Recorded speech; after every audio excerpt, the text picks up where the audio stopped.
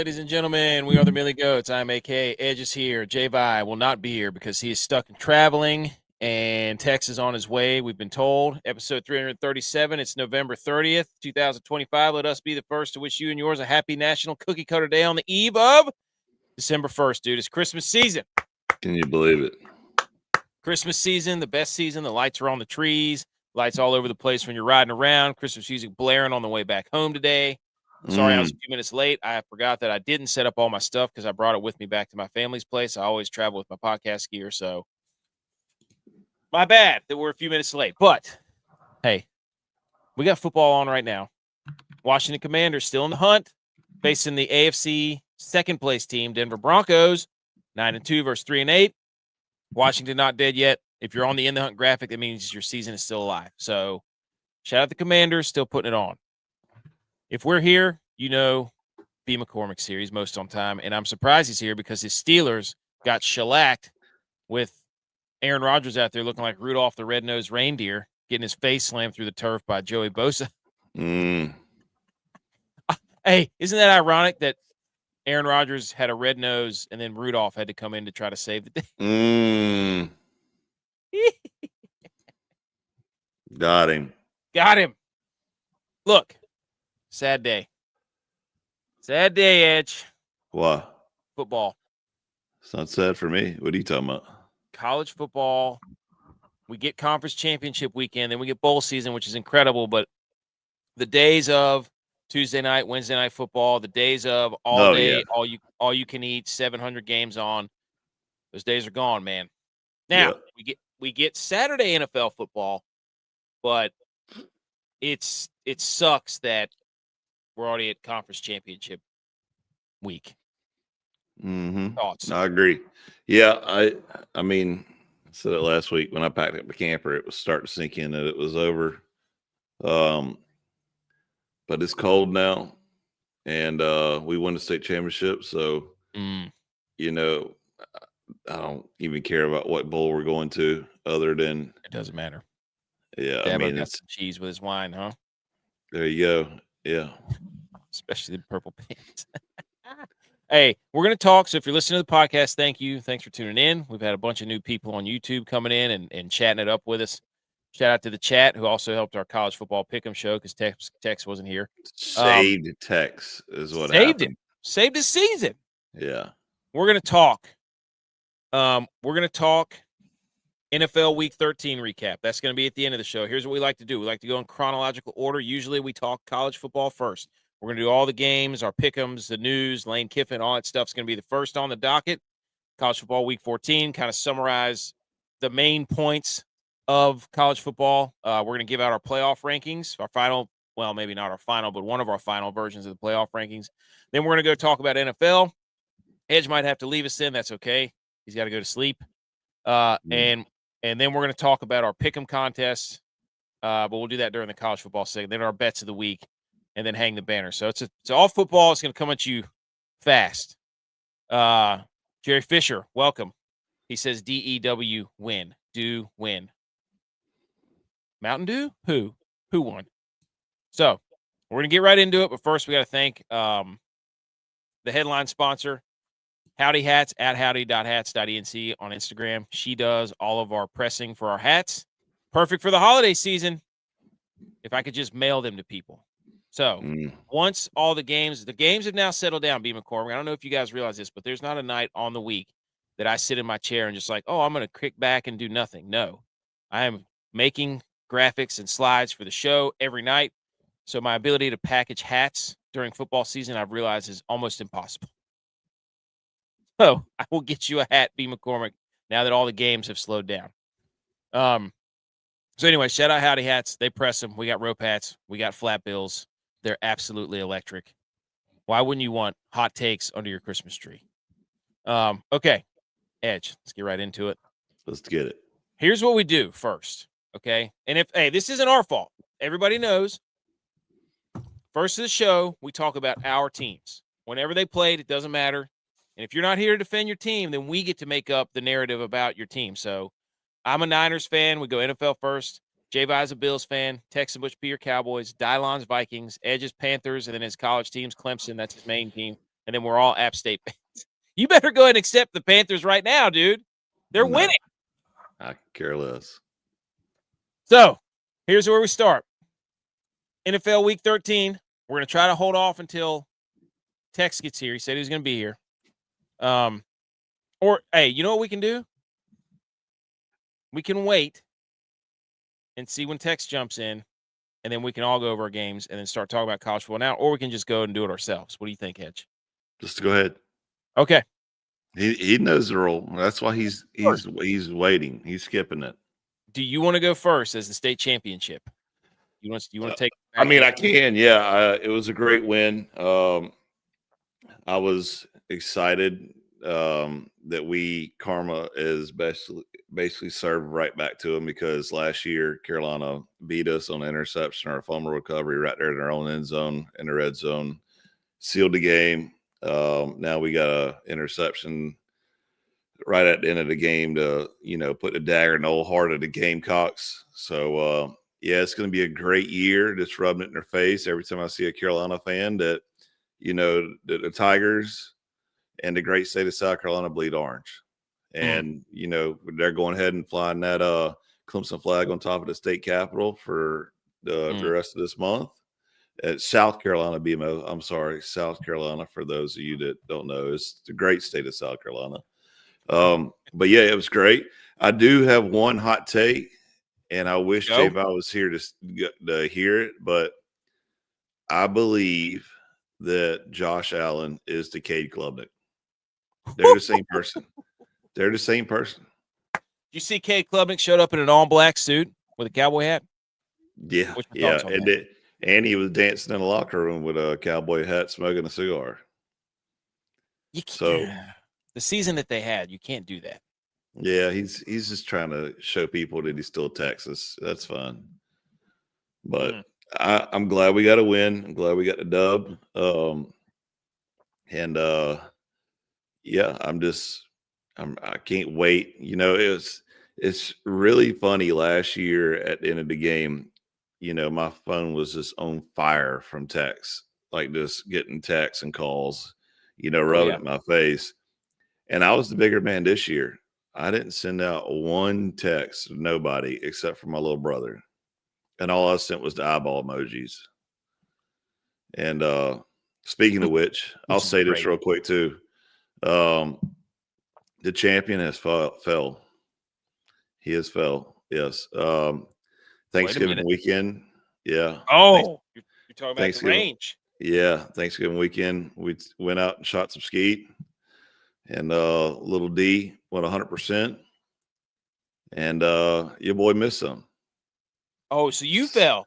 I fell, yeah. Oh no. The champ has fallen. So it's a sad day. Little D. That's his life.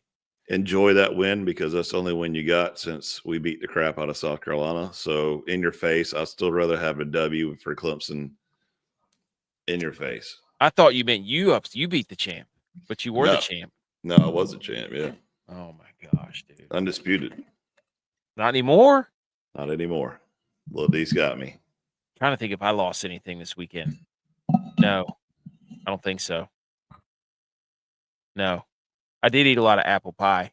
Golly, dude, my mom's apple pie. Dude, we didn't have a lot of pie. I was kind of upset about it. Oh, there was so much. All we had was pecan pie, and then we went to my in-laws' house, and we had a bunch of cheesecake, but not much pie this year. The pie was slow. No, we had lots of pie. Pecan pie was good. Apple pie was good. There was a pumpkin roll that was made that was really good. Pumpkin roll. Prime rib. Oh man, turkey. It's phenomenal. I feel like I just need to go like squat and then just do wind sprints for the next 10 days. Yeah, dude, I was hurt. Literally, I ate way too much, and yesterday I was in misery. But dude, I used to think it was a joke. Whenever people are like, oh, you get to a certain age and you get, you just start getting acid indigestion and reflux and all that. I thought that was a joke. I was like, that'll never happen to me. So, yeah. But you can definitely tell when you eat out of your normal diet. You got that just like right there in your chest. Yeah, and the food that you normally eat isn't the same or like somebody else cooks it different, and you can tell like, oh, this is not going to go well. Yeah. Oh yeah. That's a good point. BMO says you can count cheesecake as pie. He'll accept that. Oh, thanks. That's a good question. Is cheesecake pie? The committee is met. Well, it says it's a cake, so it has cake in the word, but it's not really. You don't really put frosting. I mean, is a cake without frosting? That's a good question. That's a debate for another day. Or is it just bread? It's true. Okay. I'm up, ladies and gentlemen. The San Francisco 49ers, my team, my NFL team. What a display of football they put on this past week. Just a mere hours ago, the vaunted Cleveland Browns defense, the most pressure rate in the NFL. They sack everybody. Myles Garrett only had 1 sack. They pressured him 58% of the times. He only took 1 sack. Brock Purdy. Purdy is back. How many games did he have a sack? What? How many games did Myles Garrett have a sack? Didn't he just set a record? Yeah, I guess. I don't know. He has 19 on the season. He only had 1 today. He is a freak show, by the way. Good gosh, that guy's unbelievable. But it's only 12 games into the season, so yeah, it's pretty good. It doesn't matter. Vaunted defense. It's cold outside. The wind's blowing. Doesn't matter. Brock Purdy went in there and put in an absolute clinic. That had to be one of the highest passer ratings against the Cleveland defense this year. And I'm not kidding. He was dialed in. Big throws, drove him right down the field before the half to set up a field goal. Dime to Kittle in front of the pylon there on the left sideline. It was beautiful. Right, AKC. No, it deserves its own category. Fair, AKC. Also, shout out to the Jacksonville State for getting to the conference title game. My second favorite team now. I'm now an honorary Jacksonville State fan. Since we can't root for App State, we have to root for Jacksonville State. So get ready. I don't know if I can pull for a Gamecock, so That's true. But I can. But anyway, so Brock Purdy goes into Cleveland, the whole Kyle Shanahan versus Jim Schwartz, can't figure out his offense, blah, blah, blah. Shedeur Sanders, he's getting his second start. He's at home. The crowd's going to be crazy. Well, guess what? Shedeur Sanders did diddly sandals. That's what he might as well have been sandals because he's going on vacation. Cancun on 3. Shedeur Sandals. Somebody said they called him Shedeur Dash. He's going to be driving next year. He wasn't bad. He is not the reason, by the way, that the Browns lost this game.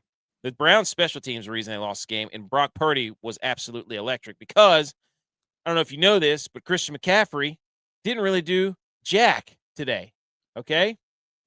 Quinshawn Judkins was the leading rusher of the game, not Christian McCaffrey.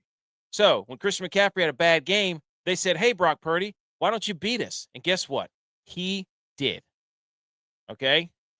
We had a punt return in the first to set up a touchdown early on by Sky Moore. That was awesome. Harold Fannin, dude out of Bowling Green, absolute legitimate tight end. He scored a touchdown before the half. So right there, they were down 8-6 because they got the 2-point conversion. That was a little bit questionable. So the 49ers are down 8-7.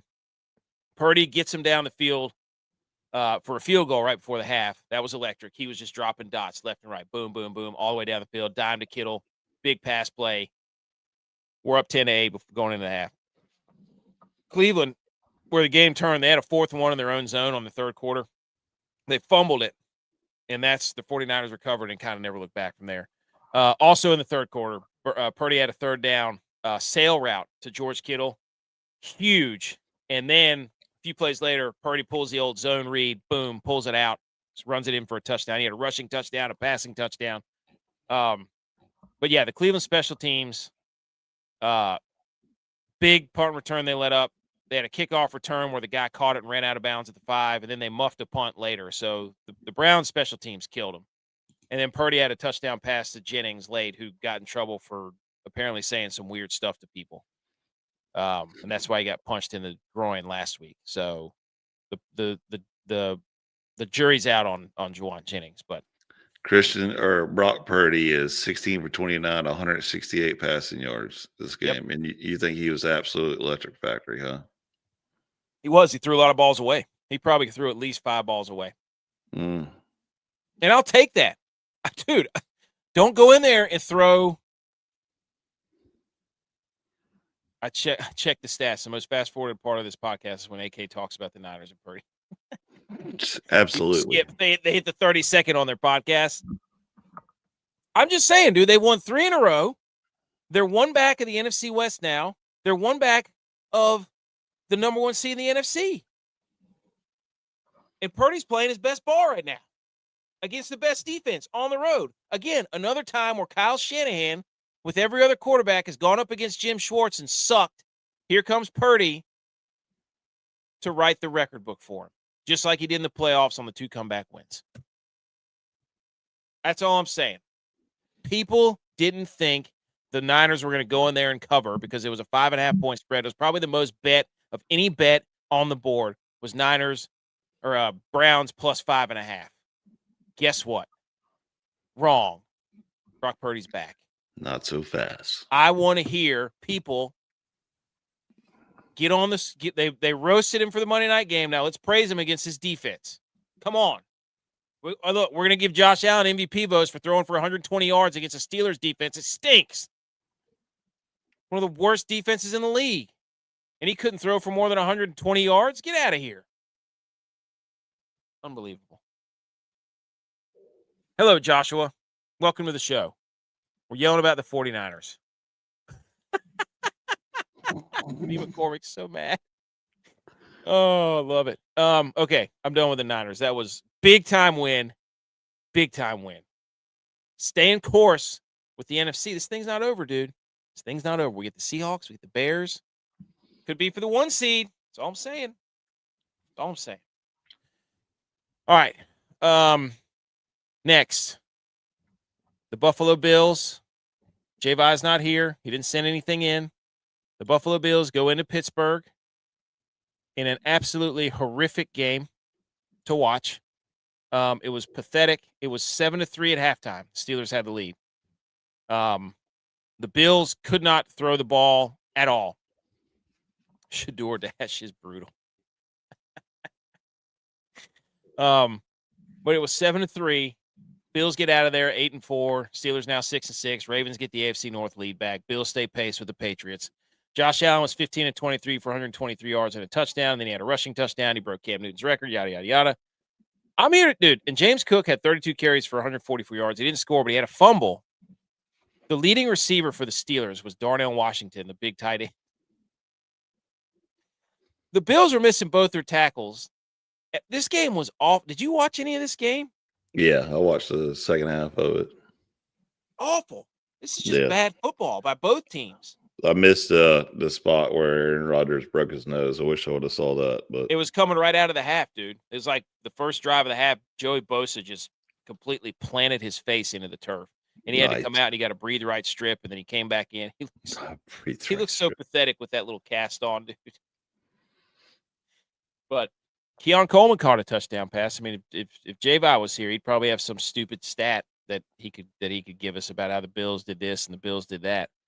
Yeah, he did. He goes, never a doubt. I'm like, never. It's the Steelers. They stink. I'm not going to give the Bills credit for that. And your quarterback threw for 100 yards. Come on.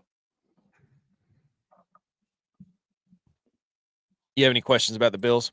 Not at all. I just want to know who's their guy. Is it James Cook or is it Josh Allen? I think it's Cook right now. It seems like it's James Cook. I think it's Cook this year. Because they were running weak zone all game long, where looks almost like counter, where it's a zone blocking scheme, and then you go backside weak zone, like you go to the backside, and they ran that probably 15 times at least. So, and Tony Romo's in rare form. The CEO stats is like he's got to understand his job is not to try to predict what's happening and just explain what's happening. He's like he's getting too far in front of his skis. Yeah, but I think some people like him predicting and calling a shot. I guess. I don't know. I mean, the CEO stats wants to watch a football game without the volume on. That's true. But anyways, the Bills win. If you're a Bills fan and you watch that game, I don't know about the Bills. They'll be fine. They're second East. I mean, they're going to make the playoffs. I got the playoff picture later, but all right, let's move to the Vikings. Terrible. It's over, dude. DYLON, where are you? Come on. We need you on here. Terrible. Revenge game for Sam Darnold, and Sam Darnold stunk. Dude. He was I mean, do they not look like the biggest clowns? the Vikings? Yes. Yeah. Because I did see they put he's texting us right now. They put up some stat during the game that Sam Darnold's stats while he was at the Vikings versus now at the Seahawks, and then I think they had in the second slide they had both quarterbacks, J.J. McCarthy and the other guy, I forget who he is. Not the one that played tonight, but how both of them. Max Brosmer. No, not him. The Carson other Wentz. Carson Wentz. Yeah. How they didn't even have the total yards that Sam Darnold did, and I was like, yeah. Dude, they just look like clowns. And then the whole, bro show tonight. Dude, I mean, that pick six he threw. It was bad, man. That's bad TV, bad football. He double heaved it over the back of his, he did a reverse pass to nobody. And that dude caught it in full. You could not have caught an interception in more full stride than that guy. Yeah, go. I mean, Dexter Lawrence or whatever that guy's, or DeMarcus Lawrence was, he was that dude was running for his life on offense. KOC just looked like a sad puppy dog the entire game. I mean, he threw 4 picks. He threw 4 interceptions, which sucks because I was really rooting for that guy. And Justin Jefferson looks so dejected on the sidelines. Oh, he's so mad. Yeah. He is so mad. Went up. I mean, it's not like the Seahawks did anything great. Went up and hugged Darnold after the game. It's like, bro, I missed you. oh, yeah, 100%. He was like, I'm sorry, I should have given up some of my money so you could have stayed. Here, take my necklace. Jackson Smith, when you look at the totals from this game, dude, it's not even the team stats. The Seahawks had 219 yards total, and the Vikings had 162 yards total. Both of these offenses were terrible, and the defenses were really good. It's just Brosmer threw 4 picks, and Darnold didn't throw any. That was literally the difference in the game. So crazy. Oh, they had 5 turnovers. Okay, so they did have the Seahawks did have 2 turnovers. So, but anyways, it was just what a terrible, terrible football game. I don't even know if you could say the Seahawks were good after that. But anyways, the Panthers, dude. Whew. Hold on. The Cowboys. Okay. Of all times for them to show up, they had to show up when I bet for Kansas City to beat them outright. Of all times for them Cowboys to actually show up during Thanksgiving.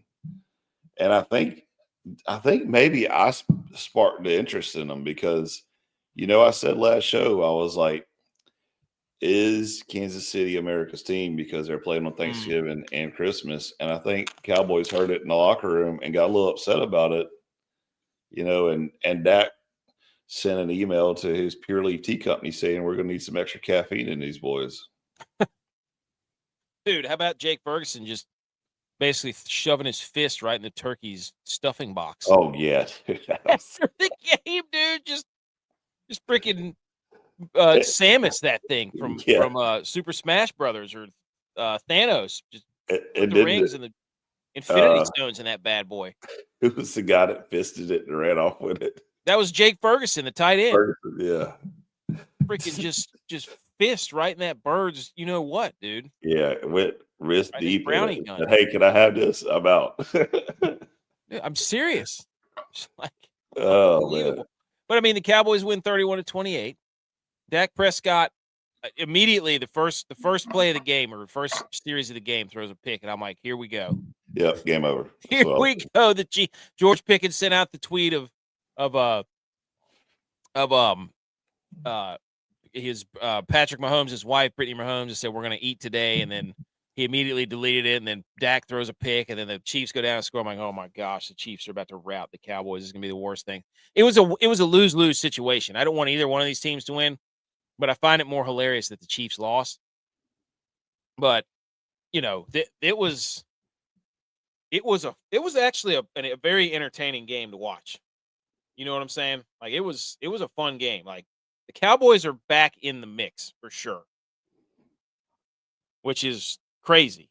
But the sun in this game for the Cowboys, dude. George Pickens running a route like an out route or a crossing route, whatever it was. He looks back, can't even see the damn ball. And I've got an issue with the Chiefs' offensive line because all of them have running back face masks. And I think we're getting too far into the. Now, don't get me wrong, dude. You can be big skill if you're an offensive lineman, but we got to get back some of the bigger, bulkier offensive lineman face masks. We got to have those come back. I can't have number 76 wearing a single bar. There's still a couple teams and a couple guys that's got them. Like I saw one the other day. I just got the bar down the center. The old school style, and the ones I like now look like Darth Vader. With like the 100 bars up front. You mean Shredder? Shredder, yeah, that's the one. Those look pretty gangster right now. This game was. I mean, shout out to George Pickens, dude. I want to see somebody bring back the old bullnose ring. Like the little loop right up here. Top. Dude, I used to use that thing for a sight, man. Just like lean your head down a little bit, put somebody in it, and just hammer down. Oh, yep. They don't make those. Nobody wears those anymore. Yeah, nobody makes them. Lee, dude. There was a terrible third down call by Dallas late in the third quarter. They kept running fade route, and it was just like, you got to be better than that. You got to be better than that. Should we have more custom face masks like your boy Snowplow? Get out of here, dude. That guy. Demo's just trying to do it. And then there was a third down and Pickens in the fourth quarter. I love watching George Pickens play because he catches. Remember, he tried to jump over somebody, like kick the dude in the face, but he catches everything with his hands. There was a slant late in the game where he picked it out with his hands and just held it out there the entire time until he hit the ground. Ball control, man. And then Dak tried to give it away late. He almost threw a pick late, and then Pickens had a fumble with like 6 minutes to go, and we thought we were going to get the Chiefs to win that damn thing. So the Cowboys have played themselves right back into the mix of things, and that's what we need because it gives us – I need more meaningful football. The more teams that are alive, the better off football is going to be. This next week in the NFL is going to be crazy. Anything else on the Cowboys unless Tex comes back in here? Nope. Panthers. Shout out to the Panthers. They somehow beat the Rams, who everybody is completely infatuated with about how they're the best team in the league. They have no weaknesses. And then Matthew Stafford comes down there and he throws 2 interceptions and has a fumble. Touchdown the Commanders. The Commanders were plus 6.5. I knew Denver's offense didn't have it in them. But the Panthers had to convert 2 or 3 late fourth downs. And Bryce Young stepped up and threw a dot to Ted McMillan for the go-ahead touchdown. And then he threw a dot late in the game to the tight end over the middle of the field on another third or fourth down to seal the game. Bryce Young's the weirdest player in football, dude. Sometimes he'll play, and you're like, this guy's actually got what it takes. And then games like last week against the Niners, he looks like he's got feet for hands. It's got to be infuriating if you're a Panthers fan. But this game was fun, dude, and I'm so glad Matthew Stafford stunk it up and threw picks and fumbled. But, I mean, that's what you got to do, the Rams. Got to get pressure on him. Put it in his face. So, here, of course. Now he's going to show up. Okay, Tex. We just finished the Panthers. We just talked about the Cowboys.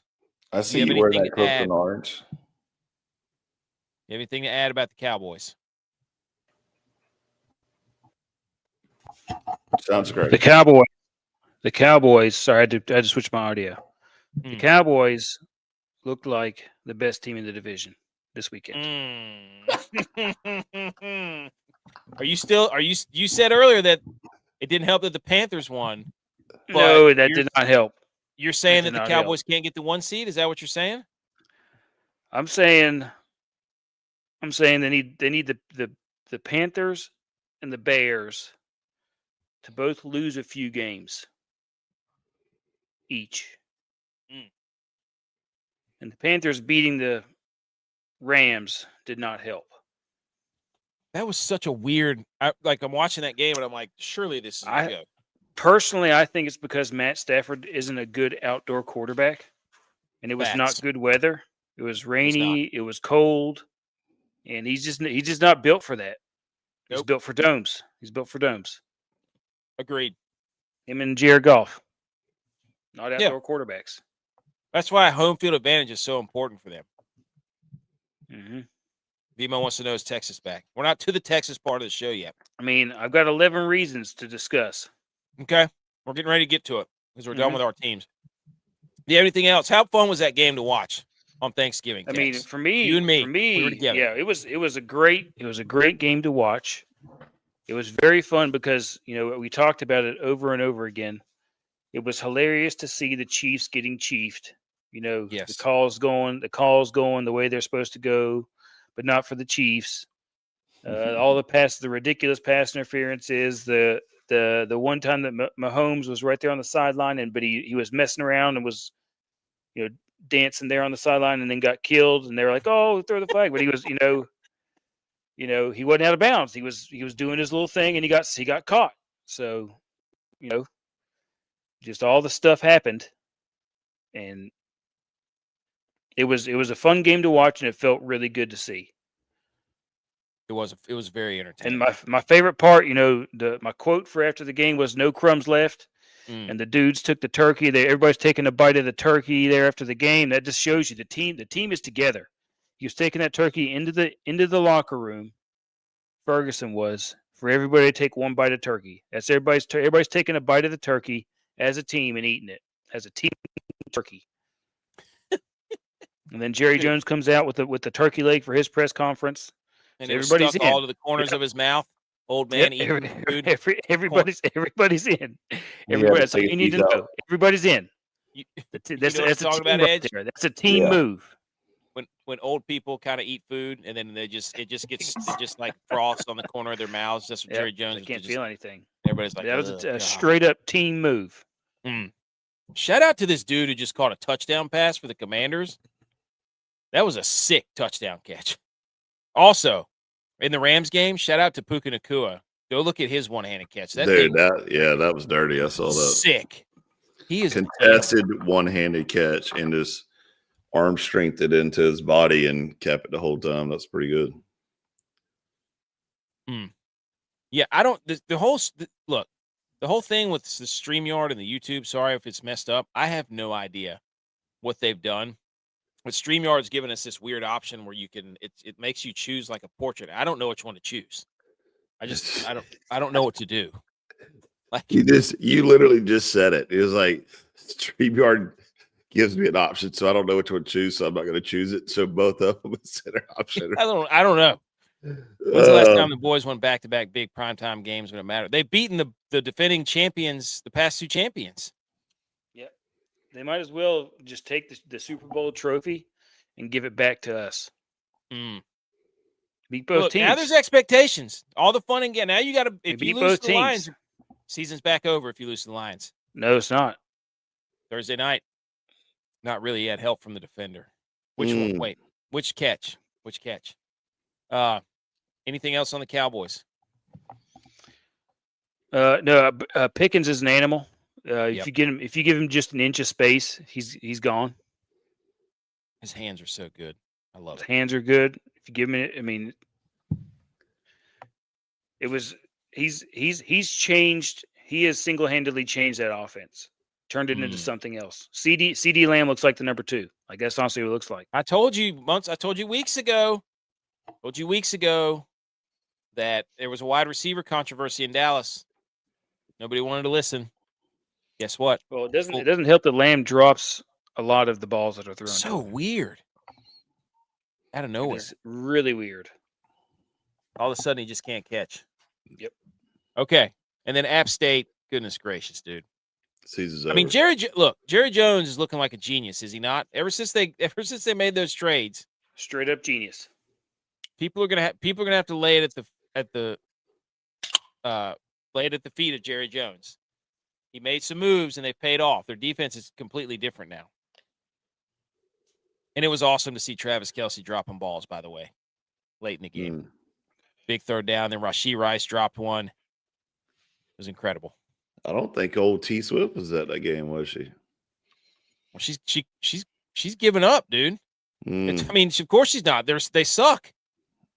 Now this is the time where Taylor Swift has got to decide whether she wants to be a football fan or not. Yeah. You can't run whenever the team sucks. Hey, it's easy. It's easy to be up there cheering everything on when things are good.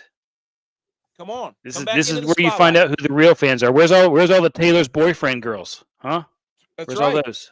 Where's all those the people, jerseys? They want to be like, oh, I want to be a part of the Chiefs team and wear their stuff through the playoffs. Are you going to wear it whenever they're not in the playoffs? That's right. I've been wearing this ridiculous hat for 30 years. Win or lose, baby. Just waiting for something to happen. That's right. Let's go. And then I still wear it after they let me down in the Super Bowl 3 times. Miserably. Up by 10. Lost all of them. Goodness gracious. App State, I don't want to hear it. Lost to Arkansas State. Can't even make a bowl game now. We moved to the Sun Belt. We run the Sun Belt for like 4 or 5 years. Now we're relegated to irrelevance. There's nobody at the game this weekend. They blow it late. Terrible management of the clock. And here's the deal, boys. This sign, it's dead.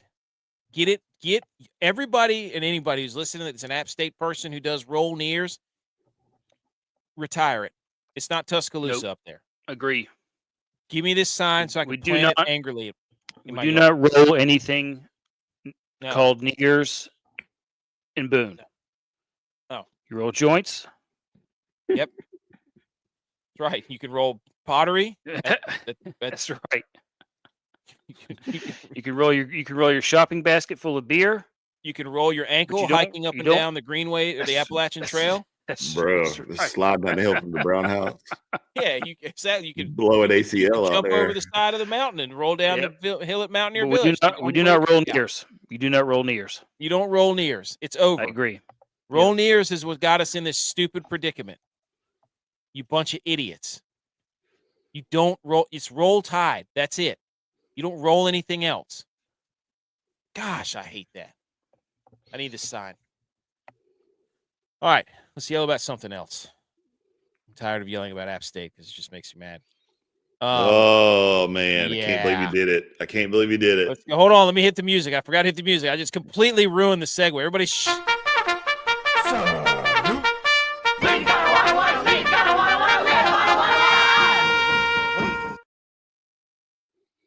Okay, let's talk Lane Kiffin, dude. This guy. Let's think about this logically for a second, okay? Go ahead. Because I saw a tweet or Instagram or something about all the places he's been. He started out as assistant coordinator, USC, then went and to be a head coach for the Raiders for a brief stint. Then where did he go after that? Tennessee head coach, very short stint there. Back to USC as a head coach. And then he went down to Florida. Was it FAU down in Florida? Is that where he coached at? Yep. And then after that, he went to be he was assistant coordinator for Alabama for Nick Saban, and then went to FAU, and then to Ole Miss.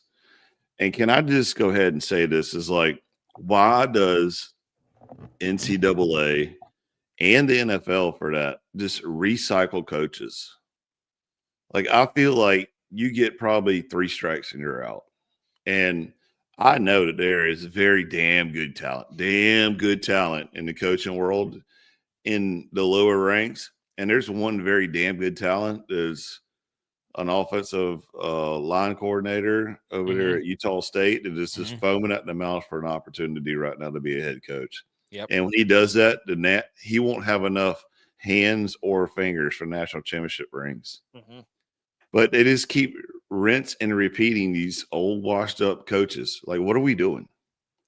I think Lane blew his chance at Ole Miss by leaving Ole Miss and thinking he can go rebuild a program in LSU. I agree with you. It's everything that's wrong with college football is that it became a giant story. They're having an absolutely magical run.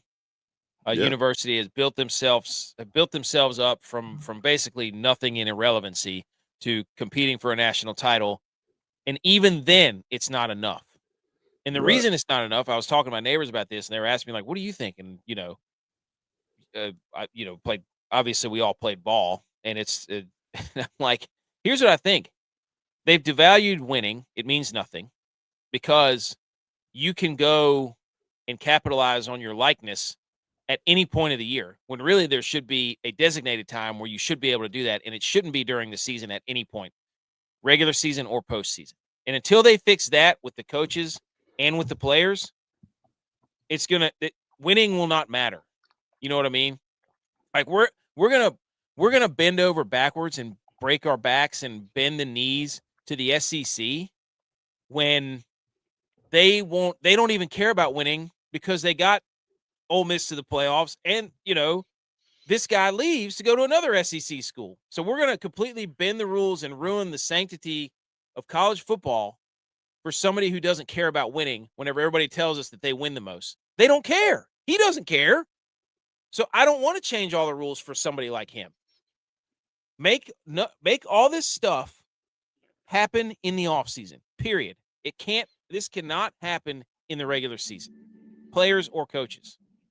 Yeah, because now when he goes to LSU, he already told his coaching staff, you better be on the next plane to Louisiana or you don't have a job. And I think only 4 or 5 of them went with him. But he's probably not wrong either. Like, they'll have a job until the end of the season, and then whatever new coaches is going to bring their staff, so it's not like, a head coach leaves and the assistants can stay because the new head coach is going to bring their own assistants that they know, so yeah. I don't know, man. It's some shady stuff, but I thought for sure that he would stay there at Ole Miss. I mean, he had a life. He had it built there to where it was pretty much on cruise control. He could literally go, I don't know. He could literally win 8 or 9 games for the next 4 or 5 years and still be fine because it's better than what Ole Miss had before. Ole Miss is predominantly like South Carolina. They're a bottom tier SEC school. Like when it comes to actually being relevant and playing football in the SEC. Well, what is the difference between LSU and Ole Miss? Like that's what I want him to answer. Like what is the difference? LSU had a national championship more recently than Ole Miss. I guess, but if he cared about winning, he had a shot this year. I wonder if Ole Miss even had a chance to match the money, or they just said, no, go ahead. He said Ole Miss winning the title would be epic. Oh, dude, I'm the biggest Ole Miss fan in the world, right? I hope they wreck everybody. Absolutely. I mean, this guy just made Ole Miss probably the most popular team in the country. BMO said people that donate and pay to have him at Ole Miss and then get the players Ole Miss have to be so mad, almost like they should be able to sue him for breach of contract or something. I said that before too. Absolutely. Yep. Well, because now you already got the wide receiver, the 5-star wide receiver that committed to Ole Miss is already decommitted as soon as he got this news, and is committing to LSU supposedly. So. Yeah, I mean, I don't think that it's not going to have any effect, but what I do think is like we shouldn't change the rules of college football to satisfy people. We have to satisfy college football, if that makes sense. Like all these people who are in charge that are making the rules so that the SEC has a better chance and the Big Ten have a better chance, and they're about to wreck conferences. We're going to get to that here in a minute, and so. It's going to become people like Lane Kiffin who just get to go and do whatever they want, and you can never touch them because you're not at an SEC school. So I don't want to curtail and curtsy to the SEC and the Big Ten ever. Whenever obviously they don't care about the actual game because they're going to do what's best for them. Like, it's infuriating. But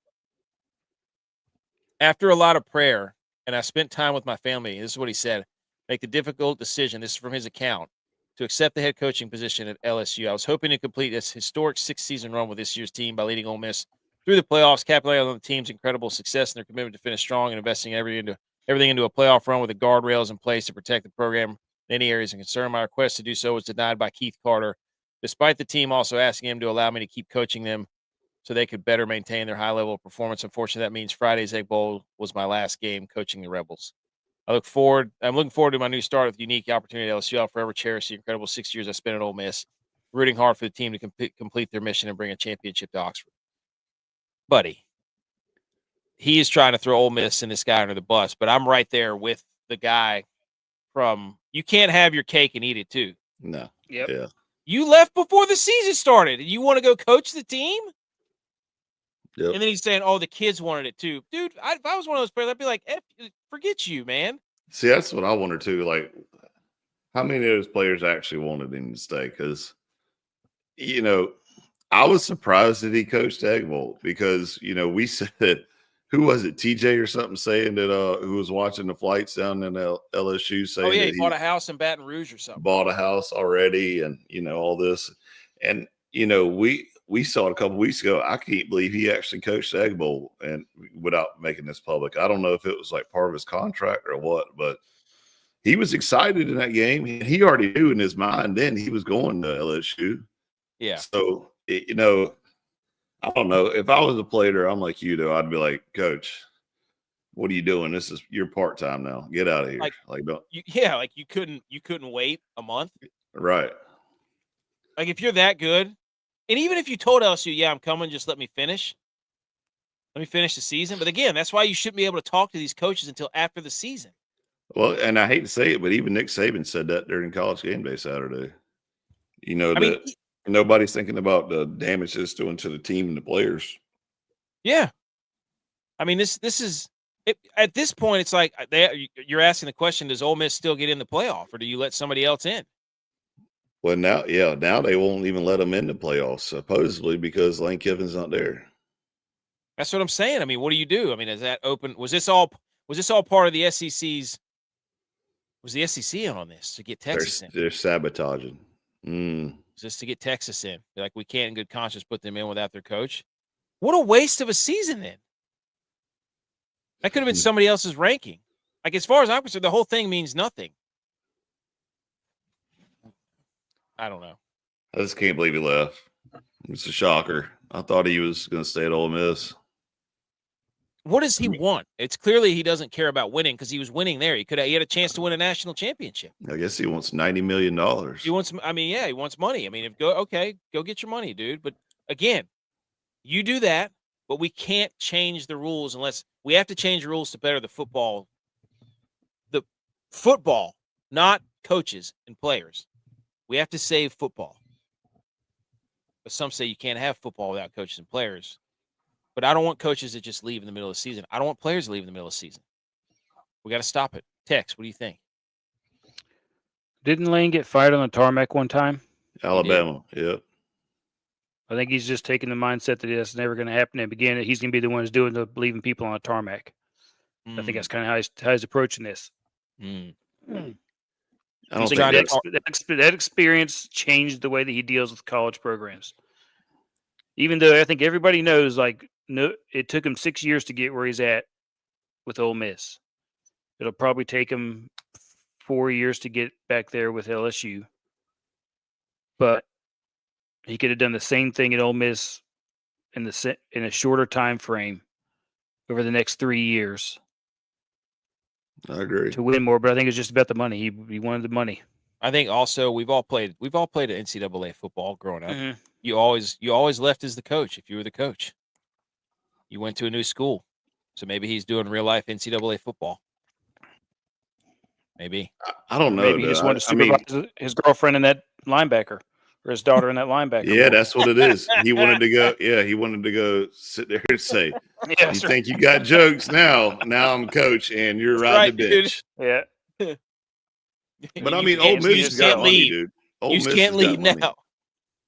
Ole Miss has got money, though. You don't think they would try to match it and to keep him since they are relevant? I mean, I tailgated to Ole Miss. There's some money there. Trust me. Yeah. I don't know. I don't think they wanted to play the game. I think that's probably what it was. I don't think they wanted to play the game. Yeah, but feel what like game are they playing now? The coaching carousel? Who's going to fill the spot? I don't know. And who I wants don't to know. step into that spot? Knowing that Ole Miss is what 11-1 right now, and you're going to walk in after Lane Kiffin just left, and know that It could also your it could season's also gonna take a be dump. it could also be that Lane Kiffin and that AD never got along. Could be. Or, I mean, just like any other relationship, like, any football relationship, you have success for a long time, and then you start who gets the success, who it's, that's a good point. BMO says, to me, college football used to be about loyalty. Kiffin is the opposite of that, and I hope they lose every game next year. I do too. Well, I hope they lose every game for the next 3 years because we play them again. College football universities make their hay off of brand. You know what I'm saying? Yeah. And even it doesn't matter. The brands, they're making it about the coaches. It's like it's college football used to be coaching at a certain school or a certain conference there was a lot of pride in that. And now it's just follow the money. So the university prestige is not even enough to keep people there. So, but I've never had somebody say, "Hey, well, we'll give you $100 million to come coach our football team." So, and he got mad at this one reporter. He confronted him. He said, "Quote, you want to walk in here and call me a hoe? We'll see how it goes." And some dude named Spirit Ben. And then all the Ole Miss fans called him a hoe as he's getting on the plane. Anyways, Hey, next year, 2026 in Baton Rouge, Clemson Tigers playing LSU. Okay. Maybe we'll give him his first L for the year. Okay. There you go. Also, other news in college football before we go to the pick'ems. The American Conference got poached they got plucked, dude. The coach from USF, Alex Golish, he's now at Auburn. Mm-hmm. Ryan Silverfield from Memphis, he's at Arkansas. John Summerall from Tulane, he's at Florida. And then obviously Lane Kiffin is LSU. And then the defensive coordinator of Ole Miss, Pete Golding, is going to step in. So, oh my gosh. LSU fired their coach. LSU goes to Oxford next year. Oh, my gosh. Let's go, dude. Oh, they might get the garden hose. Yeah. Like there might be all kinds of props that they bring into the stadium. Oh, dude. They're gonna definitely bust out the Ludacris song too. Use a hoe. I say that use a hoe. Hi ho, how you doing? Where you been? Probably doing hoe things because there you hoe again. Or if you got different hoes in different area codes. I love that song. That was a banger. I love Ludacris. So the American Conference basically, the American Conference doesn't deserve to be in the playoffs. They're not good enough. Oh, let's go take all your coaches. Yeah, absolutely. Bunch of scumbag loser fans. If you're an SEC fan and you're saying the American Conference doesn't deserve teams and they're not playing the caliber, and then every single team that has a vacancy in your conference takes an American coach, you're frauds. You're frauds. So, and also another thing, half the teams that are ranked for the SEC were Big 12 teams. So only 4 of your teams, original SEC teams, are ranked. And now it's probably only 3 original ones. So shut up. Sick of it. Sick of it. Who's Penn State going to hire? Did they forget they don't have a head coach? They're going to hire Brian Daboll, dude. You watch. You watch. That guy from Pete Golding, he looks like an Ole Miss coach. Look at him. He's got the frat boy visor on. Vanderbilt, they got Clark Lee for another couple years, 6-year deal. So he's going to stay there. Good deal. Also, Kentucky just fired their coach. By the way, Kentucky, who got absolutely smoked by Louisville, who took Texas to the brink. Georgia Tech, who got smoked by Pitt, who took Georgia had to knock down a Hail Mary to beat them. Stupid. Also, Nebraska's preparing for the possibility of Dylan Raiola to enter the transfer portal.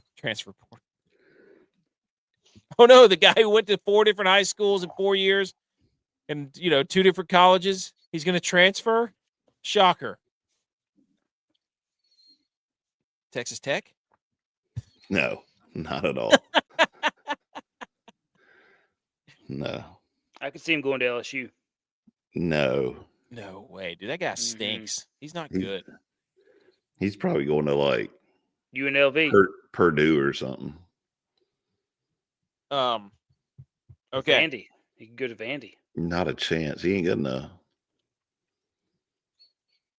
Top 5 games of the week, boys. What do we think? Georgia Tech almost pulled it off. I'm just going to go ahead and put it out there. I was pulling hard for Tech. Yes. They look good. This was the one time their defense actually showed up. Their defense is terrible, but they came to play. Georgia's offense did not look that good. Gunnar Stockton looked terrible. Gunnar you're was talking not about stopping. Yeah. You're talking about Georgia Tech, who just let up 28 in the first quarter to Pitt, and Georgia couldn't do better than that. Are you kidding me? Ridiculous. What a strand of football games, though. It was just incredible. Georgia won 16-9. Haynes King is, I don't know. He's fun to watch, but he's just hard to watch at the same time. But Georgia Tech lost. But it did come down to the last play, so that was cool. And then Friday we had Texas A&M. Texas wins 27-17. I don't think A&M came out of the locker room at halftime. Tex, this is your time, dude. This is it. Let them have it. Let me get to my notes here. Always. All right. 11 reasons. Oh my gosh. Why they should be in the college football playoff. They got an outstanding number one. They got an outstanding resume under brutal scheduling. Outstanding resume under brutal scheduling. Okay. Wins over 3 top 10 teams. They had a strong presence in the early playoff rankings. Top 10 during the season. Doesn't matter. So I'm just telling you. That's facts. And if you go back and look at the wins they had, they were top 10 teams. Okay. Strong presence in early playoff rankings. So they've been out there sniffing around. They were up there in it before. Might as well put them back in there again because they thought highly of them before. So should be easy to think of sticking back in there. They got resiliency after early season setbacks, tough road games. Do we have to remind everybody they lost one of their only losses is to the number 1 ranked Ohio State Buckeyes, who's beat everybody else by more than 7. Struggled to beat Texas. Just saying. Defensive turnaround. Quality losses. They got a defensive turnaround. Big game poised under pressure. Arch Manning's turned it around. There's no easy path. They earned every single win. All their losses came against elite level competition. Florida. Now we're going to talk a little bit about. Now we're going to talk about their skid. They have comparative quality against other playoff contenders. Their strength of schedule and quality wins make them the least comparable to any other bubble team. Okay. Your strength of schedule consists of San Jose State, UTEP, and Sam Houston. I'm just saying. I'm putting it out there. Thank you, AKC. That's what I'm saying. Doesn't compare as well as Arkansas, Florida. The momentum and upward trajectory late in the season, so they've come on lately. And then they took risks in their scheduling, so it should be rewarded. Oh my, that's the worst. And let's not forget, this is a legacy fan base, and it's better TV ratings. Dude, those last two make me want to reach through the screen and punch your stupid glasses off your face. The whole we scheduled hard teams but lost does not work. You can't just because you schedule hard. They beat 3 top 10 teams. So they didn't lose. They lost to Florida. All right, They so beat let's 3 go. top 10 teams. Let me look at it. Let me look at it like this: Texas is 6-2 and SEC 9-3 overall. Mm-hmm. Should they be in front of Oklahoma, who's 10-2 and 6-2? No, no. Well, they did beat Oklahoma. Okay. So your answer is yes, is what you're saying. Yeah, I'm fine putting them ahead of Oklahoma. Should they be ahead of Alabama, who's 10-2 and 7-1? No. Okay. Should they be ahead of Vanderbilt, who's 10-2 and 6-2? They beat Vanderbilt, so yes. Okay. Who else we got? Mizzou's terrible. Arkansas's okay. So you're saying, and they're since they beat A&M in your ranking, what you're saying, who's 11-1 and 7-1 SEC, since Texas beat them, they should be ahead of them too. No, because A&M has a better conference record. What? No, dude. You just sit there and went back on everything you just said. No, Ole Miss is 11-1 and 7-1, so they should be ahead of Texas. So A&M 11-1, 7-1 should be ahead of Texas. They should, yes. That's what I'm saying. Okay, and then 6-2 is the same as Texas as well as Oklahoma. And you're saying since they beat Oklahoma, they should be in front of them, right? Yeah, if you're tied, it goes. If I beat you, I get to be ahead. Did they beat Alabama? No. Okay, so Alabama should be in front of Texas, right? Yeah. So then, therefore, Texas is out. Thank you. They're out. No, they're not. You lost to Florida. Don't lose to Florida. If you had 2 losses, this wouldn't even be an issue. They would have played their way in, but you lost to Florida. And not to mention, you took overtime to beat Mississippi State, and you had to barely beat Kentucky. So, sorry. Just because you scheduled hard games doesn't mean you get to get in, and you lost games, and you also weren't very convincing against some terrible teams, like a team that got smoked by Louisville by 40 points you had to go to overtime with. I've said it on the show before. Can we just go back to old school football where you play everybody in your conference and your conference only? Exactly. Stop scheduling these cupcake games. And I'm saying this from Clemson's aspect too. Everybody. Like, stop playing Furman. Stop playing the Citadel. Like, let's just schedule everybody in their conference, line them up, and at the end of the year, who has the best record in the conference goes to the conference championship. The second best record goes to the conference championship. You win your conference, you're in the playoff, in the discussion. Yeah. I mean and that's the way it should be throughout everyone. Throughout SEC, ACC, Pac-12, Big 10, Big 12, whatever you want to call it. Let's just line them up, play it, get it off the field, and let's see what you do. Well, that's what I was talking with the CEO stats with. I was like, everybody exactly. It goes for the G5 too. Right. The Sun Belt still has it figured out. They have divisions. You play everybody in your division, then you go to the championship. Yeah, we used to have divisions in the ACC. We had, the Coastal Division, Atlantic Division, and all of a sudden they're like, we're not doing that no more. We're not doing it. No, that's not how it works. Well, everybody's pissed off with like, oh, Duke's going to play in the title game. Oh my gosh, we got to change the rules. Miami's the best team. Well, guess what, you bunch of idiots? All you idiots in charge that made the rules and said, we're going to make these super conferences. You're the ones that made the schedule so that in their conference, Duke gets to play a more favorable schedule. They get 6-2. They get the tiebreaker over Miami, but you never know because they don't play each other. It's your fault. It's your fault for making super conferences where everybody doesn't play each other. If everybody had played each other and Duke had played Miami, we wouldn't have this issue. So I'm sitting here saying, go ahead, Duke, play for the title.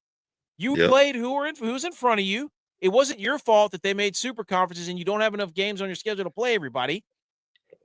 So it's a fault of the people in charge that wound Duke up in the ACC title game. And all they did was win the games they needed to win, which is how it should be. But if the conferences were how they're supposed to be, they would have played everybody, and Duke probably wouldn't have won and been the best team in the conference. Because now you have scaled conference schedules where some people are playing a ridiculous schedule and some people are playing an easy schedule. And they're didn't Duke also play? They played a weird game with Virginia where it didn't count. I thought that was NC State. It was maybe NC State, Yeah. So it's like everybody who's in charge is like, we can't allow Duke to do this. And then they're like, see, look, the playoff needs to be changed. It's like, no, you screwed the playoff off, or the conferences up, which then screwed the playoffs up because you keep changing stuff by making super conferences. And you don't know how to run it. Send it back to the other way.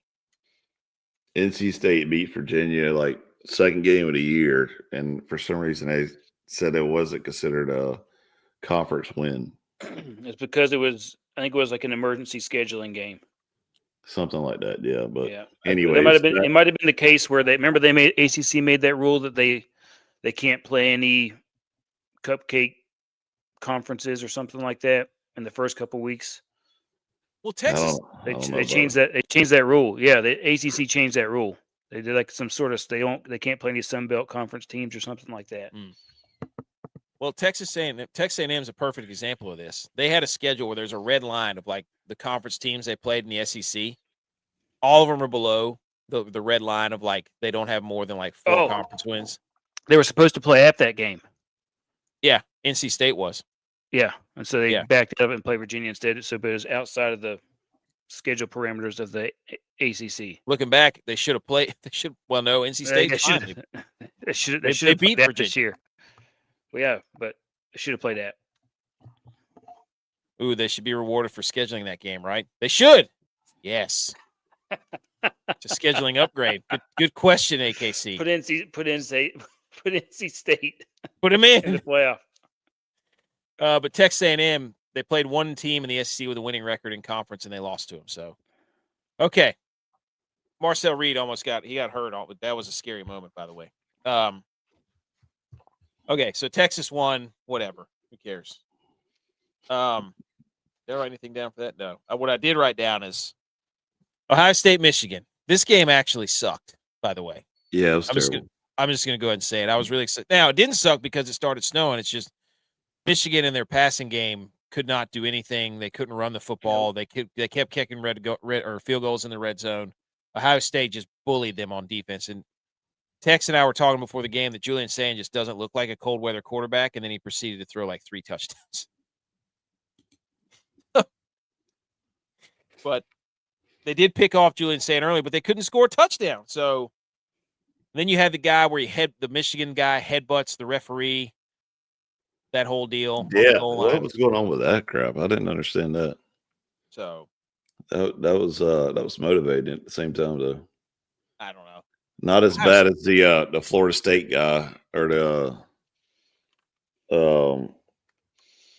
was it Miami guy that literally targeted the guy from Pitt. I mean, this has launched him into Never Land. This game, Michigan or Ohio State wins 27-9. I don't know. Michigan's defense is pretty good, but they just couldn't cover those 2 receivers. And dude, Bo Jackson's son, that's crazy. He's a running back. So, anybody else got anything else on the Ohio State-Michigan game? There was a lot of red in the stadium, too, by the way. I was disappointed in Michigan, by the way.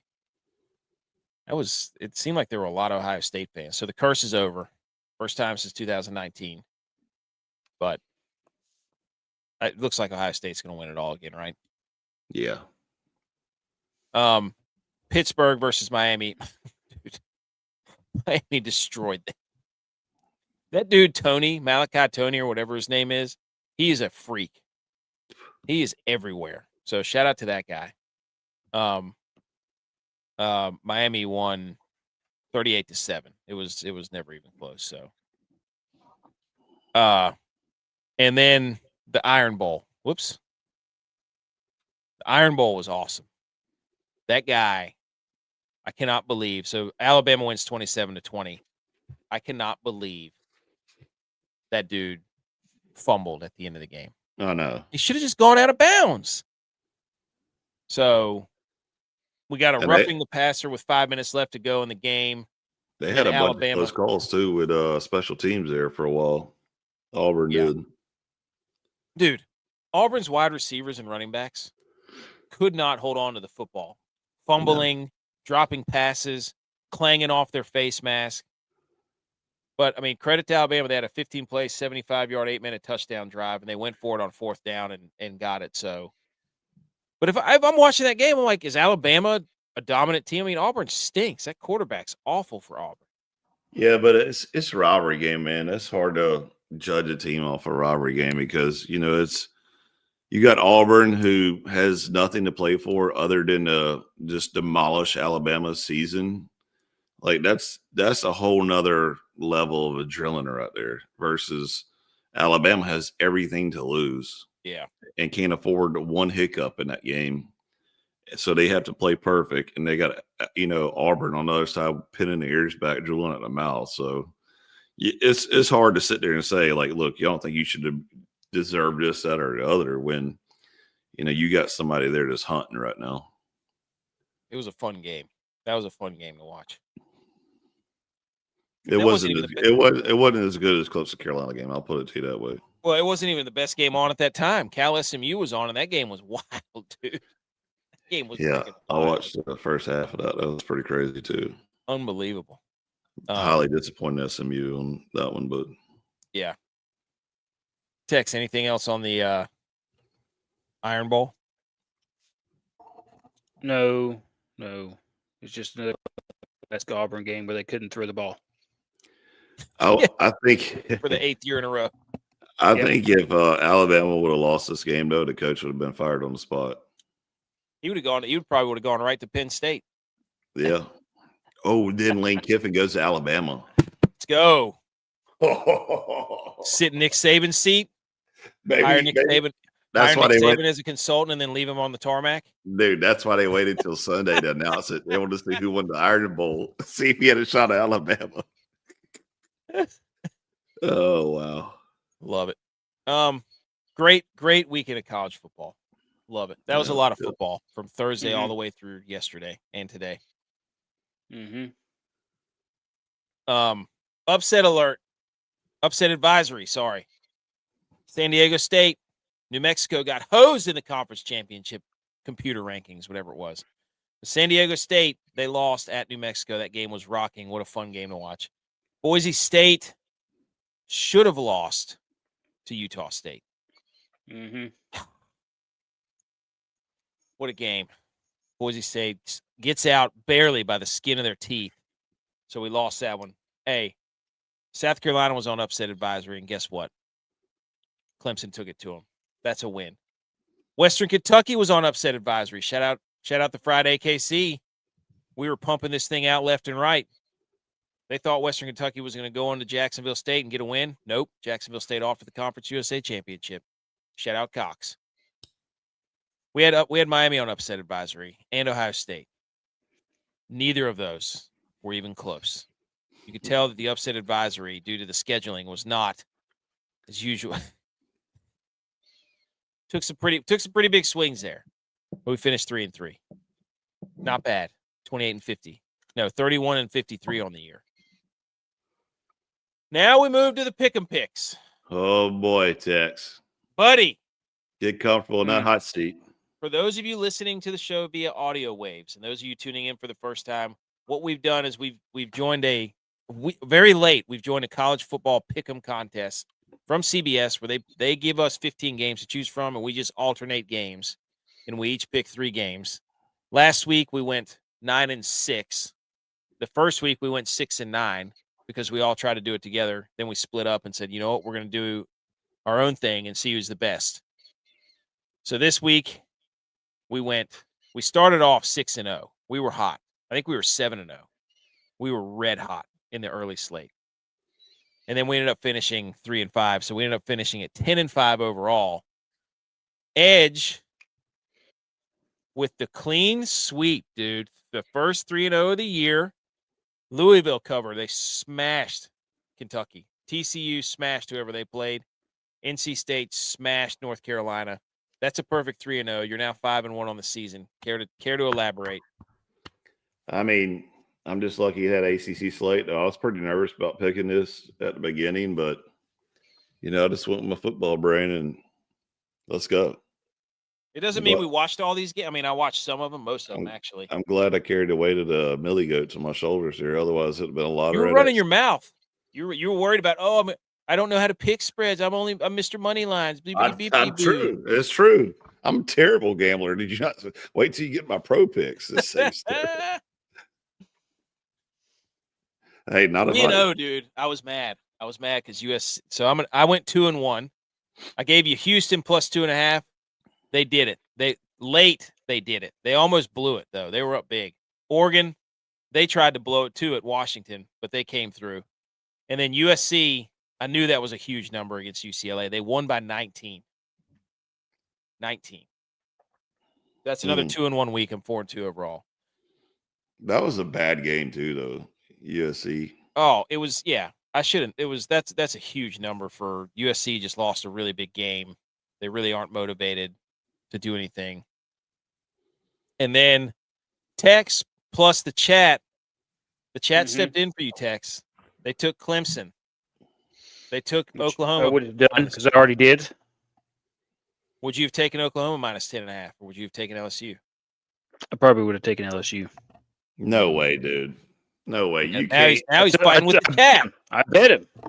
No, you can't sit up here Wow. and tell me Hypothetically, you were take 3-0. LSU with like a 3-7 season over Oklahoma. Let's see what hang on. Let me go back and check my bets. No, what he's trying to say is hypothetically he was 3-0. That's what he's trying to say. Hypothetically. You would have taken Virginia? Who'd Virginia play? Or Virginia Tech?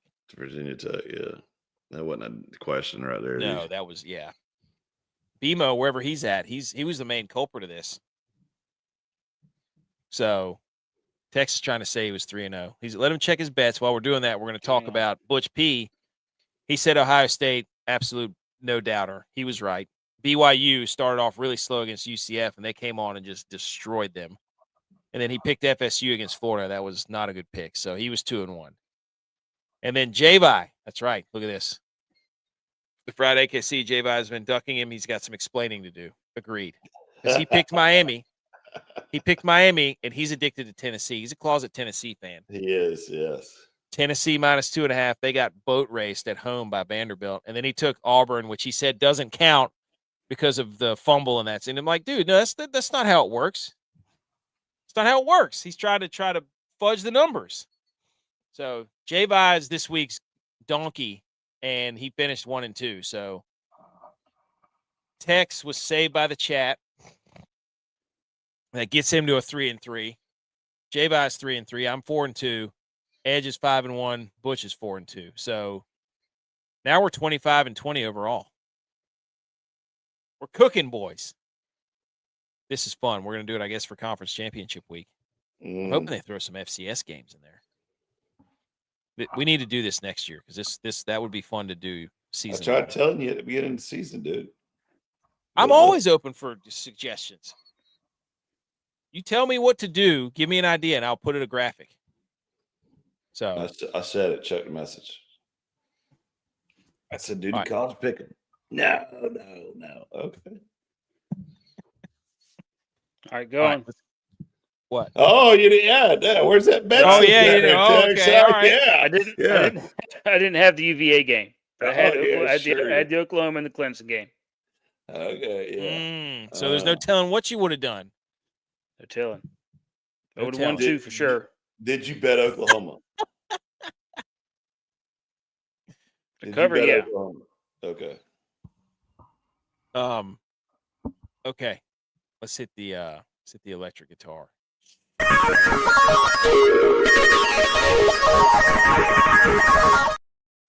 Picks of the week. Here we go. This is what we gave you. This is another 4-2 week, boys. That's 47-41 overall. Text is what we do every week. You give us an over with 2 right-handed arm wrestlers. Shout out BMO, pointed that out.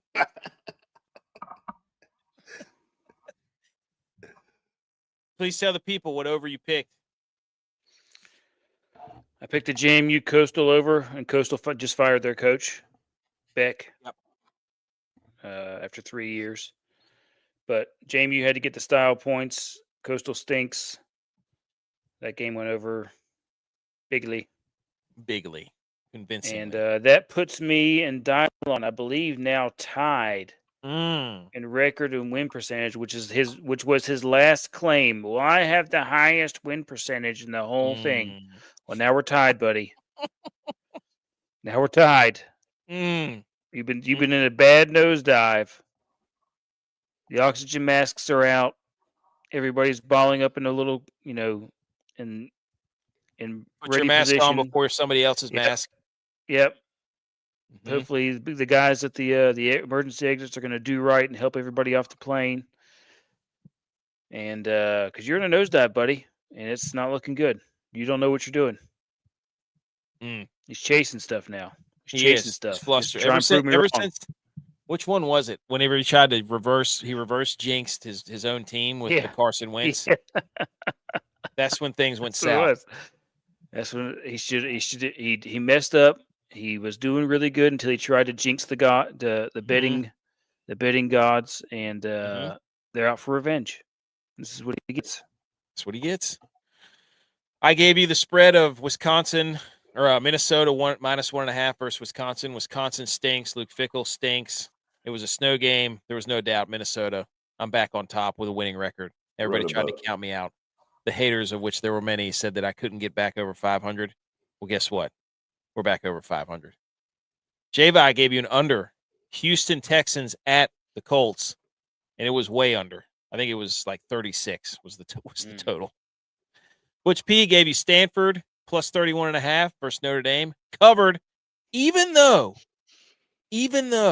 Notre Dame, with like a minute left and their backup quarterback were down there trying to throw touchdown passes with like a minute left, up 29. They were up 29. I thought they were going to kick a field goal to get into 52, but they didn't because they were fumbling the football, and the ball don't lie. So Notre Dame, you bunch of cowards. DYLON gave you ETN over 57.5 rushing yards versus Tennessee. I think he finished for like 28, so it wasn't even close. Yeah, it was a Trevor Lawrence game. Yes. Edge, young money lines. Look, J-Bot says it every week about ACC, about how nobody wants to win and they keep beating each other. It's the same for the SEC. Texas A&M should have walked in there 12th man and all and just smoked the Longhorns. But they decided not to play. And they screwed me on my bet now. And now my overall is starting to drop there, and I'm not getting happy with it. So Aggies, whatever y'all will do, don't y'all do something like that. That's stupid, but thanks for screwing me. Yeah, gig them, and you just gigged me right in the heart. So thanks. Gigging me like going frog gigging is what you just got me. Wow. So Tex moves into the best record. You had a chance to be the best, but you didn't. Got screwed up, man. Here's a new AP poll. Ohio State, Indiana, Georgia, Oregon, Texas Tech, Ole Miss, Texas A&M, Oklahoma, Notre Dame, Alabama, BYU, Miami. Texas moves up to 14. Navy's in there. Shout out Navy, 23rd overall. Are you kidding me? How is Missouri back in there? Gotta help the rankings. Gotta be, dude. Are you kidding me? Tennessee got knocked out, so they can't. They couldn't help themselves. They couldn't help themselves. They had to throw Missouri back in there at what 7 and 8 and 4. The hell out of here! Unfreaking believable. There's so many other teams that put Duke in there for crying out loud. At least they're playing in their championship game. Yeah. For heaven's sake. Any problem with that?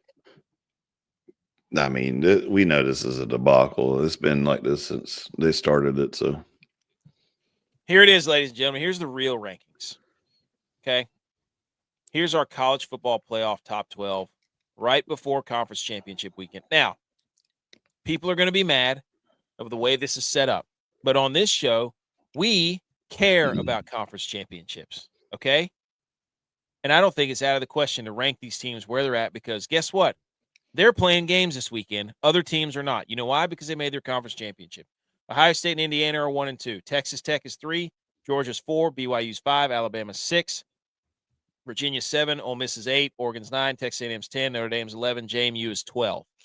Why is it set up like that? The two Big Ten teams that are undefeated, they're 1 and 2. Big 12 team with 1 loss, Texas Tech, they're 3. Georgia, SEC with 1 loss, they're playing in the title game. They're number 4. Number 5 is BYU. They're playing in the Big 12 title game. They have 1 loss. Number 6, Alabama. They have 2 losses, but they're playing the SEC title game. Virginia has 2 losses. They're playing in the ACC title game. Ole Miss, Oregon, Texas A&M, Notre Dame, they are not playing in the conference title game. Oklahoma's out because guess what? They're not playing in the title game. So, Ole Miss has 1 loss. Texas A&M has 1 loss. Guess what, Oklahoma? You're out. You have 2 losses. You're not in the title game. So, and shout out JMU. We're going to keep putting you in there like we have been for a month. Everybody else is jumping on that train. Any questions about this top 12? Could we take Notre Dame out? Yes. Yes. But I'm not putting another SEC school in there. Put an ACC school in there. No. No. I'm not putting Miami in there. Well, I guess I could put Miami in there because they beat Notre Dame. Don't put Miami in there then. Put Pitt, SMU, whoever. I don't care if you put Boston College in there. Just don't put Notre Dame in there. Yeah. I should have put Miami. Should have taken Notre Dame out. Especially after what they tried to do to Stanford. Tex, any thoughts on this?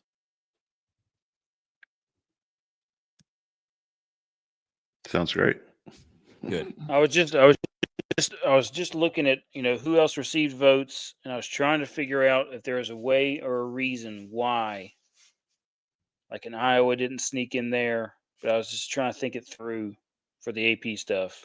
Oh. I don't know who else you put above Missouri. I don't know who else you do. Iowa only had 51 votes. Houston had 57 votes. Tennessee had 71 votes. I was just looking at that, and I was just thinking, I don't know who else you put up there. I don't know who else you put up there other than Missouri. Clemson. No. Yeah. Mm. And Texas should be higher than Vanderbilt. Just saying. I don't. Utah's in there, aren't they? Yeah, Utah's number 5. Mm-hmm. Yeah, I don't know why you wouldn't put Houston. They're ahead of the Arizona in the Big 12. Mm. So you can put them. Shout out Navy, dude. Good for them. Shout out Navy. Always. So, anyways, Missouri, it's just they always find a way to rank Missouri. Oh. The Steve Sarkisian disservice. It'd be a disservice if this team's not a playoff team when we went scheduled that non-conference game, Ohio State, because if we're 10-2 team, that's not a question. You don't get credit for scheduling games. Okay. What was the team that had the hardest? It wasn't some bottom feeder SEC school that had the hardest schedule. Florida. Yeah, Florida. Do they get in the playoff because they scheduled a bunch of hard games? No. You know why? Because they lost those games. Get out of here. And again, here comes everybody with they scheduled a hard game. Boopity boo. Who cares? Texas is the only team to beat 3 AP or college football top 10 teams at the time of the game. Only team with 2 wins over teams currently ranked in the top 10. Only team with wins over current CFP top 15 teams. First team since LSU to beat 3 AP top 10 teams in a season. Hey, Texas, don't lose to Florida. And you're in. Hey, Texas, are you going to your conference championship? No. Are you going to win your conference championship? Nope. Sounds like you're not going to playoff. Hey, if you hadn't lost to Florida, would you have been in the conference title game? Probably. But you lost to Florida. And here comes the quarterback from Alabama. Why aren't we? We're the most resilient team in the country. Are they a playoff team? Basically, every SEC game is a playoff game.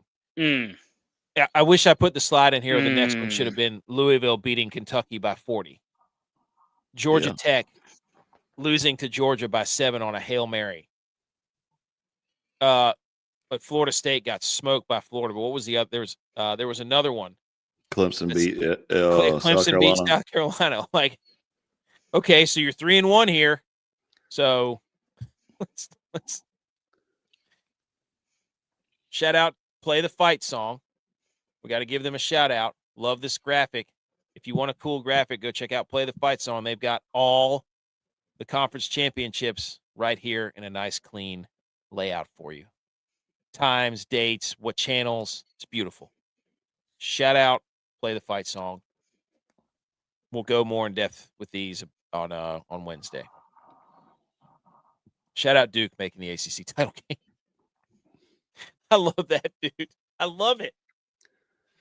It's everything that's right with college football. Is like they tried to set it up where it was they could rig the system and get who they wanted in there, and then Duke goes and makes the title game. Mm-hmm. And shout out to roller Pac-12. coaster, man. I'm telling you, emotional roller coaster is all that is. Well, I'm beginning to think that because of what they did at the end of the season with Louisville and Clemson and beating all these SEC schools, I'm beginning to think the ACC was just competitive.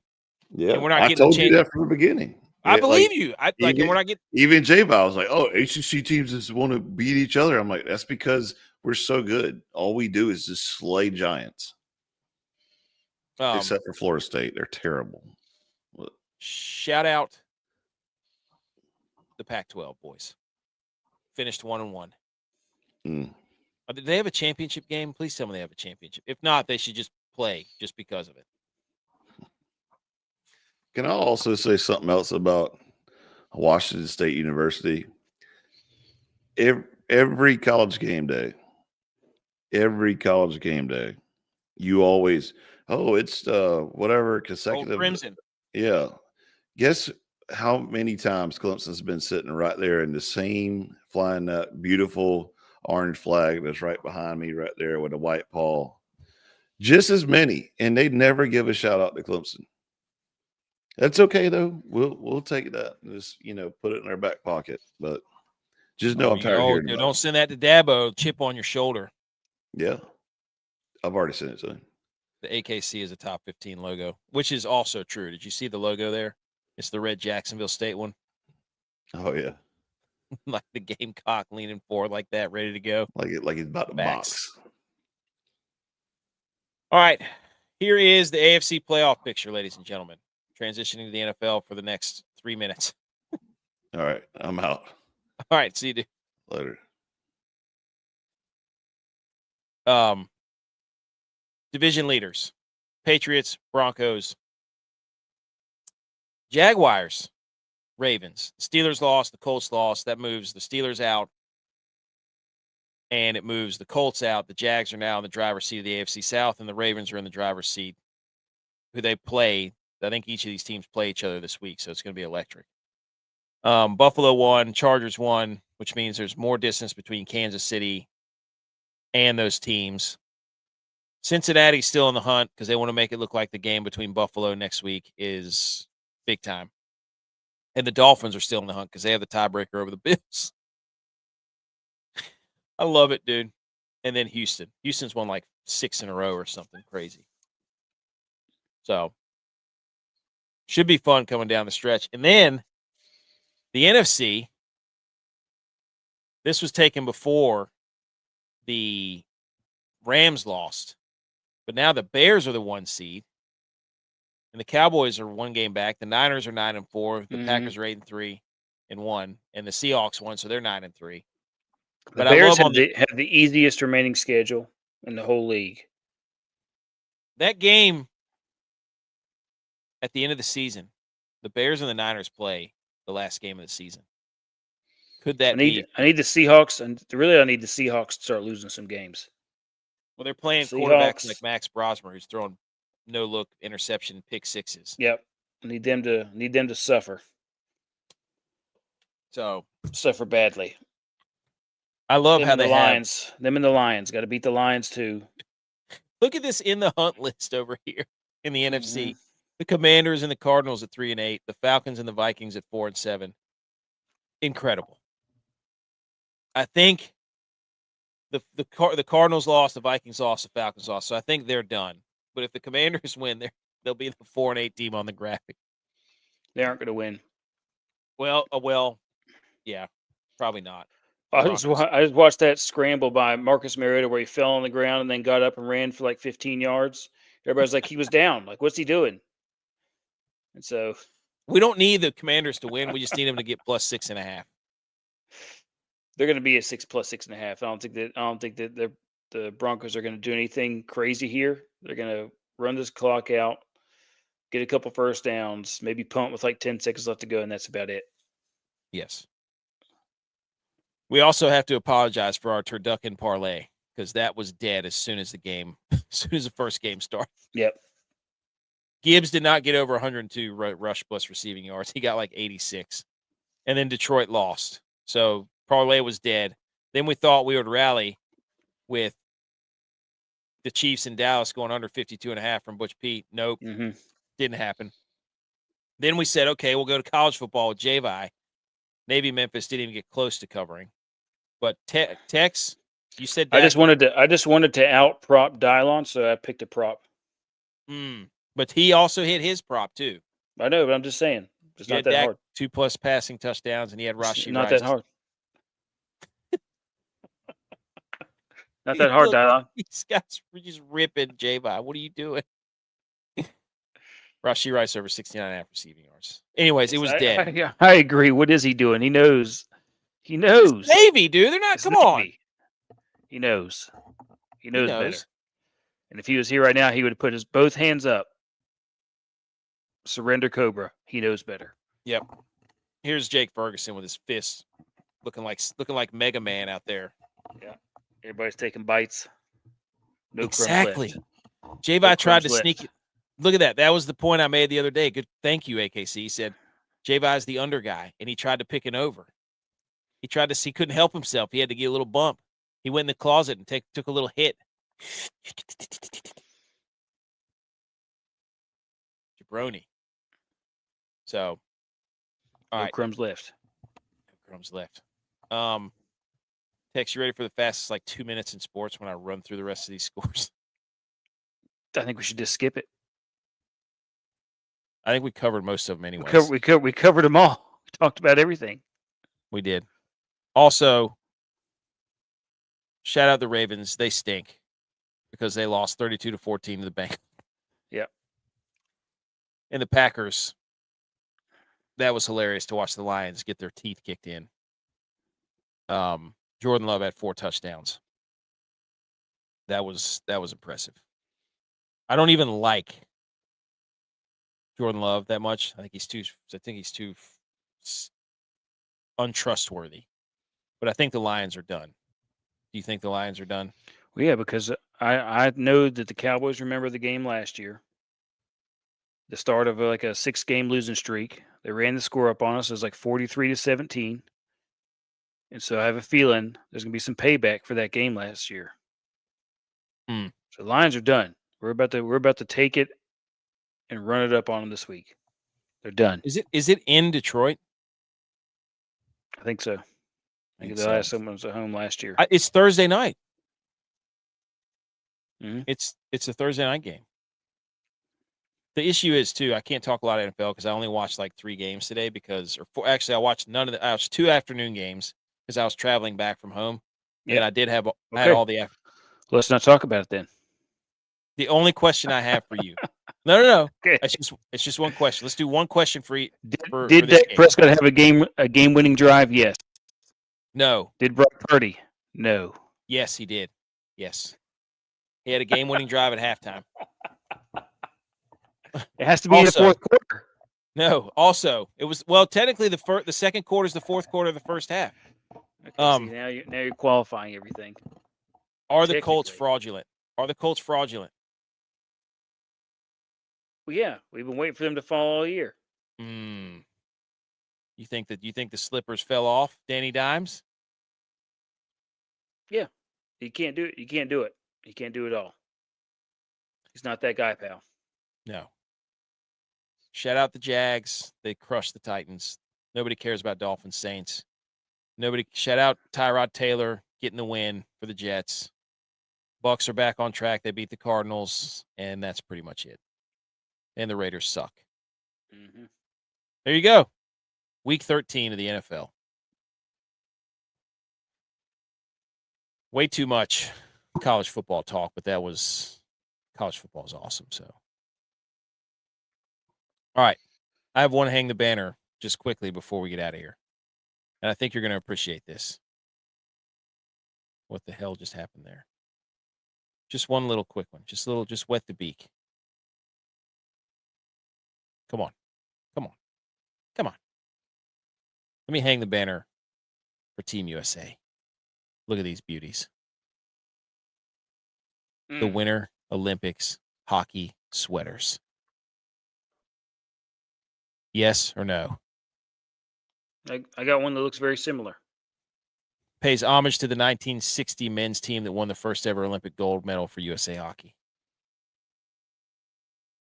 People forget we're going to go right from football straight into the Olympics. Yep. It's going to be great. Can't wait. Can't wait. Can't wait. So hang the banner for Team USA in these incredible sweaters with a nod to the Rangers, too, because look at the diagonal lettering, red, white, and blue. Everybody knows. All right, that's it. Thanks for tuning in. We'll see everybody later this week. Conference championship preview show. Pick them. We got to figure out what they're going to do with that. I'm not really sure. So. Football, you're so cool. And on our show, you're going to rule. Football.